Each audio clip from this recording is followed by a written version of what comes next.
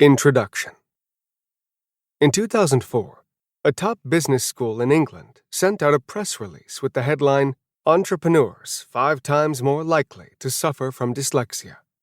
The release went on to ask what made some of England's most well-known and successful entrepreneurs like Richard Branson, Alan Sugar, and Anita Roddick so special.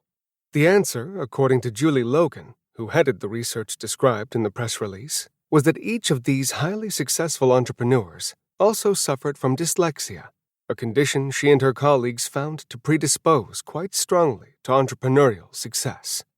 In light of the tremendous success enjoyed by these entrepreneurs, it seems rather odd to describe them as suffering from dyslexia.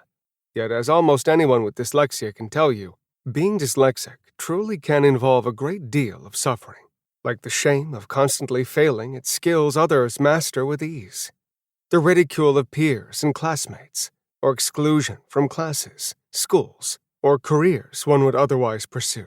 Yet it is equally clear when we look closely at individuals with dyslexia, when we see how they think and what they can do, and the often remarkable persons they become, that in many respects, suffering from dyslexia is suffering of a most unusual kind.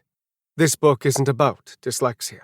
It's about the kinds of individuals who are diagnosed with dyslexia, the types of minds they have, the ways they process information, and the things they do especially well. It's not a book about something these individuals have. It's about who they are. Most books on dyslexia focus on problems with reading and spelling. While these problems are extremely important, they are not the only or even the most important things that distinguish dyslexic from non-dyslexic minds. In this book, we will focus primarily on these additional differences, which we believe hold the key to understanding what dyslexia and dyslexic minds are really all about. As experts in neuroscience and learning disabilities, we've had the privilege of working with thousands of dyslexic individuals and their families. In the process, we found that these individuals tend to share a broad range of important cognitive features. Some of these features are learning or processing challenges, like difficulties with reading, spelling, rote math, working memory, or visual and auditory function. However, others are important strengths, abilities, and talents. We call these abilities the Dyslexic Advantage. While these features differ somewhat from person to person, they also form recognizable patterns. Just like the different musical works of Mozart are distinguishable from one another, yet recognizably the work of the same composer. Traditionally, attempts to understand dyslexia have focused almost entirely on problems with reading, spelling, and other academic skills.